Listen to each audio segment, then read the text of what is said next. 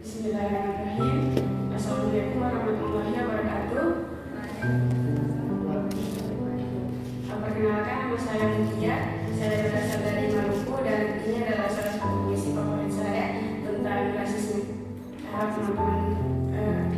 Saya harap teman-teman menikmati puisi ini. Oil by an African. When I born, I black. When I grow up, I black. When I go in sun, I black. When I scared, I black. When I sick, I black. And when I die, I still black. And you white fellow, when you born, you pink. When you grow up, you white. When you go in sun, you red. When you're cold, you blue. When you're scared, you yellow. And when you're sick, you green. And when you die, you gray. And you calling me color? Sekian dari saya. Assalamualaikum warahmatullahi wabarakatuh. Nama saya Andi Farhan Fauzi, dipanggil Farhan. Saya adalah mahasiswa sosiologi Universitas Hasanuddin semester 4. Baik, mungkin puisi yang akan saya bacakan kali ini judulnya Dari Daerah Cemara karya Syahir Anwar. Kenapa saya bacakan puisi ini? Karena ya terus terang saya puisi ini terus menerus terngiang-ngiang dalam pikiran saya setiap hari. Baik, mungkin langsung saya. Cemara mendera sampai jauh dalam sehari aja malam. Ada beberapa dahan ini kan perahu dipukul angin dan terpendam. Aku sekarang orang yang setahan. Sudah berapa waktu bukan anak lagi. Tapi dulu memang ada satu lahan yang kandas tanpa berbagi. Hidup hanya mudah kekalahan. Pada keras dan cinta sekolah rendah dan tahu pada yang dapat ucapkan sebelum pada akhirnya kita menyerah.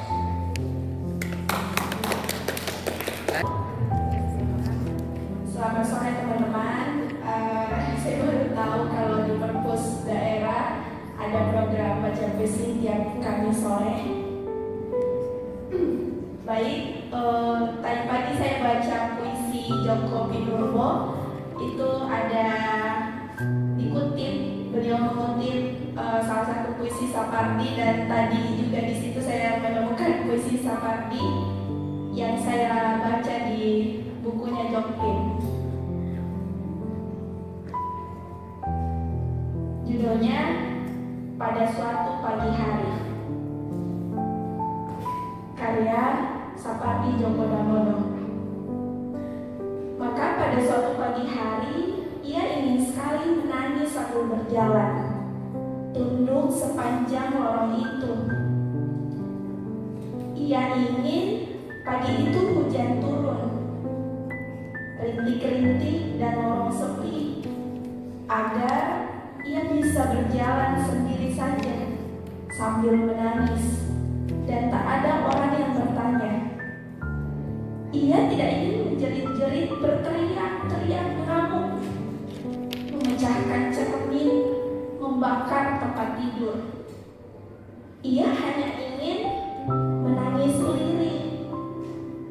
lirih saja sambil berjalan sendiri dalam hujan rintik-rintik di lorong sepi pada suatu pagi. Satu lagi karya Sapardi Djoko Damono, judulnya Pada Suatu Hari Nanti. Pada suatu hari nanti, jasadku tak akan ada lagi. Tapi dalam bait-bait sajak ini, kau takkan kurelakan sendiri. Pada suatu hari nanti, suaraku tak terdengar lagi. Tapi di antara larik-larik sajak ini, kau akan tetap kusiasati. Pada suatu hari nanti, impianku pun tak dikenal lagi. Namun di sela-sela huruf sajak ini, kau takkan letih Terima kasih teman-teman.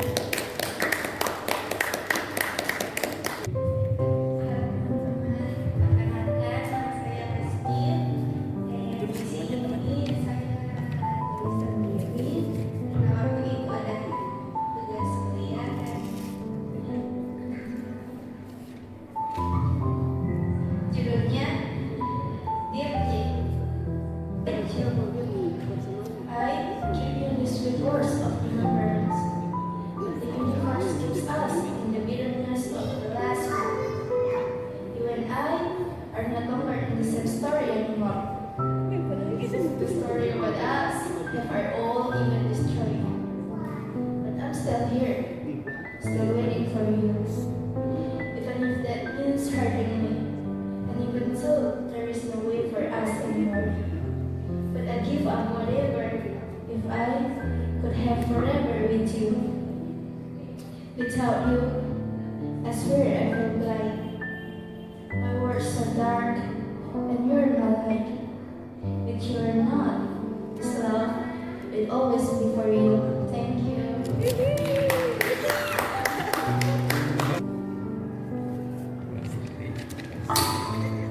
Baik, sebelumnya perkenalkan nama saya Rifat Akbar dari Universitas Islam Negeri Al-Udin Makassar. Sebelumnya saya akan membacakan puisi yang berjudul Dari Bentangan Langit karya Emma Ainun Najib. Dari bentangan langit yang semu, iya kemarau itu datang kepadamu.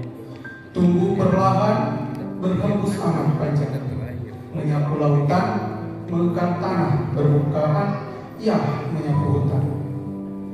Mengekar tanah berbongkahan datang kepadamu, ya kemarau itu dari Tuhan, yang senantiasa diam dari tangan yang dingin dan tak menyapa, yang senyap, yang tak menoleh barang sekejap. Terima kasih. Assalamualaikum warahmatullahi wabarakatuh.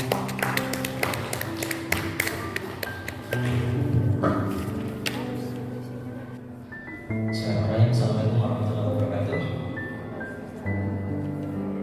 Selamat sore teman-teman. Perkenalkan saya Noval dari salah satu mahasiswa Fakultas Humas. Entah ini sastranya namanya puisi atau apa. Ya, intinya sajak ini saya susun sebenarnya 2 tahun lalu ketika masa-masa KKN dari kakak tingkat saya. Mungkin karena sekarang sudah masuk lagi masa-masa KKN, mungkin ada teman-teman yang bisa lebih aware dari sajak yang entah apa judulnya ini. Selamat menjadi saksi. Terbersit kisah tentang seorang anak Hawa, gadis mungil yang kutemui di kampus hari itu. Sekilas tampak pendiam, sampai aku mengenalnya lebih jauh. Ya, aku mengenalnya. Ia lahir dan tumbuh dari keluarga beradab. Sempat ia ceritakan sedikit tentang ajaran agama yang diperolehnya di rumah. Kesehariannya cukup menyita perhatianku. Pegiat organisasi kampus yang dengan lincahnya menuntaskan setiap hal di bidang yang ia gumuli. Senyum ramah di wajah eloknya menjadi salah satu sebab ia mudah diterima di lingkungannya. Sisi intelektualnya tak kalah memikat mata forum saat ia berbicara. Pribadi yang cermat dan bersahabat. Hari demi hari berlalu dan kegiatan demi kegiatan ia bereskan satu persatu. Tak jarang ia membunuh malam di bawah atap yang sama dengan rekan-rekannya demi pencapaian terbaik kegiatan. Sekretariat organisasi, kediaman rekannya, atau bahkan kediamannya sendiri tak lepas dari perkumpulan mereka. Mencoba menguatkan diri pada rasa percaya yang dia punya. Baru saja dia menapaki satu lagi kegiatan organisasi kampus. Kali ini meninggalkan kota kediamannya untuk beberapa waktu. Bukan hal baru baginya. Mengantongi restu dari ayah ibunya, ia berangkat dengan rombongan. Mengisi hari dengan masalah yang perlu diatasi dan rasa lelah yang tidak membatasi. Tentu saja, tetap ia temukan senda gurau dan kehangatan di sana. Benar-benar hari yang normal bagi seorang pegiat organisasi. Arus waktu terus mengalir. kian mendekati rampungnya antero kegiatan, kembali menjumpai gurita malam. Satu persatu dari rombongan mulai beristirahat. Menyusul rekan-rekannya, ia menguburkan lelahnya di pulau kapur, hanya untuk meninggalkan alam sadarnya. Tiba-tiba, radarnya menangkap keanehan. Sontak matanya membelalak. Didapatinya sosok bertopeng yang menindih tubuhnya. Refleksinya memaksanya diam, terbujur kaku dalam rasa terkejutnya. Dengan sigap, sosok itu menggerayanginya. Lantas ia tersadar, ia harus melawan. Mencoba meronta namun tak sanggup. Sekujur tubuhnya tertahan penuh. Berteriak pun ia tak bisa. Mulutnya dibekap dengan erat. Sosok itu benar-benar membatasi ruang geraknya. Perlawanan tubuh mungilnya tidak sepadan dengan gerak sosok bongsor itu. Makin jauh, sosok itu menelusuri setiap bentuknya. Ia mencoba meronta dan berteriak tak berhenti. Tak seorang pun menggubris upayanya. Padahal banyak orang di ruangan luas itu, namun upayanya sama sekali tak terdeteksi. Mencari tahu tentang sosok itu, ia kenal aroma tubuhnya. Aroma itu pernah ia jumpai di sekretariat organisasinya. Ia hanya tak mengenali persis identitasnya. Masih dengan upaya kerasnya meronta dan berteriak, batinnya pun berangkat menuju kekecewaan. Ia dinodai oleh rekan kerja yang selama ini ia percayai. Sampai teriakan tanpa suaranya hanya berujung pada pecah tangisnya. Belum selesai pada kekecewaannya, kini ia berhadapan pula dengan rasa bersalahnya. Mempertanyakan tentang pola interaksinya dengan lingkungannya. Terlalu bebaskah kehidupannya berorganisasi? Salahkah ia banyak membaur dengan lawan jenisnya? Rasa bersalahnya makin menumpahkan air matanya. Lalu ia beranjak dari alam bawah sadarnya, terdiam dengan air mata yang benar-benar membasahi wajahnya. Keringatnya mengucur, tak kalah derasnya. Terasa amat nyata, tapi mimpi itu sama sekali tak ia inginkan.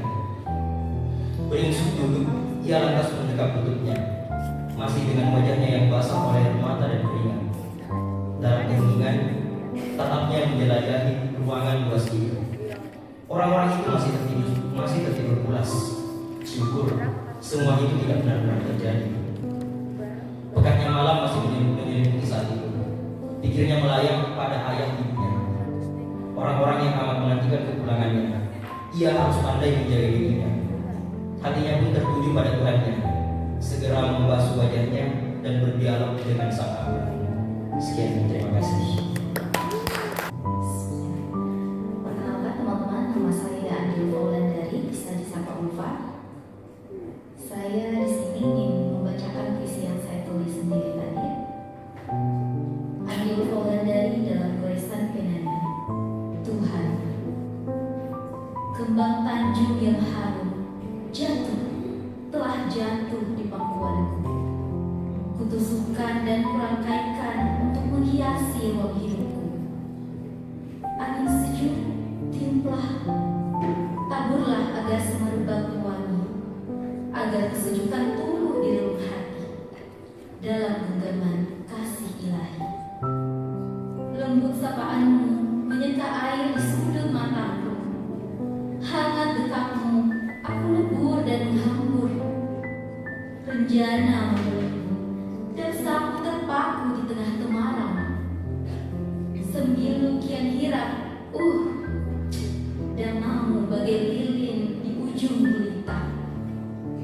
Tuhan, aku mengembara di atas guratan asa, entah akan hilang atau kembali pulang. Aku tak punya apa-apa, hanya sekian cinta di kalbuku. Saya ada puisi lagi satu, dan saya sempat tulis juga tentang romans ya. Saya tidak tahu judulnya apa. Mencintaimu seperti bernafas, di mana setiap rongga di dadaku terisi penuh, lega dan menyejukkan. Mengenalmu pertama kali menaruh banyak tanya di kepalaku, mendorongku ke dalam lautan pengetahuan yang penuh ombak. Aku tak peduli kalau akan berujung menyakitkan. Bagiku mencintai itu adalah kebebasan, dan cinta itu membebaskan. Maka sesakit apapun, aku akan tetap bersyukur karena aku telah bebas terbang dengan sayap-sayap cinta itu. Tugasmu bukan membuatku senang, karena mengenalku saja sudah cukup membuatku senang. Rasaku adalah tanggung jawabku, dan rasamu itu tanggung jawabmu. Aku tidak akan pernah menyesal apapun akhirnya, karena aku sudah mencintaimu dengan sebaik-baiknya. Terima kasih. Baik, Assalamualaikum warahmatullahi wabarakatuh. Perkenalkan, saya Karimatun Nisa dari Fakultas Kesehatan Masyarakat Universitas Hasanuddin. Mungkin masih melanjutkan puisi-puisi sebelumnya yang genrenya itu romansa. Cinta yang agung, Khalil Gibran. Cinta yang agung adalah ketika kamu menitikkan air mata dan masih peduli terhadapnya. Adalah ketika dia tak mempedulikanmu dan kamu masih menunggunya dengan setia. Adalah ketika dia mulai mencintai orang lain dan kamu masih tersenyum sembari berkata, "Aku turut bahagia untukmu." Apabila cinta tidak berhasil, bebaskan dirimu. Biarkan hatimu kembali melebarkan sayapnya dan terbang ke alam bebas lagi. Ingatlah bahwa kamu mungkin menemukan cinta dan kehilangannya. Tapi ketika cinta itu mati, kamu tidak perlu mati bersamanya. Orang terkuat bukan mereka yang selalu menang, melainkan mereka yang tetap tegar ketika mereka jatuh. Terima kasih. Baik, Assalamualaikum warahmatullahi wabarakatuh dan selamat sore. Terima kasih atas kesempatannya. Puisi yang saya tulis di Juni 2017 dan manusia di pinggir zaman. Aku terlahir di akhir abad 20 di tengah arus budaya tanpa batas. Para filsuf menyambutku, selamat datang di era yang baru. Kebanyakan aku berdalih di dalam dunia virtual, hingga wajahku nampak seperti layar. Telah kusaksikan tarian erotis perempuan tanpa aura di bawah gemerlapnya dominasi citra. Tumbuhku di tengah dunia yang penuh peperangan dan teror, dan perdamaian hanya menjadi sebatas slogan kotor. Inikah akhir dari sebuah zaman seperti yang telah dibentangkan oleh para pembawa pesan? Hematku, manusia telah berada di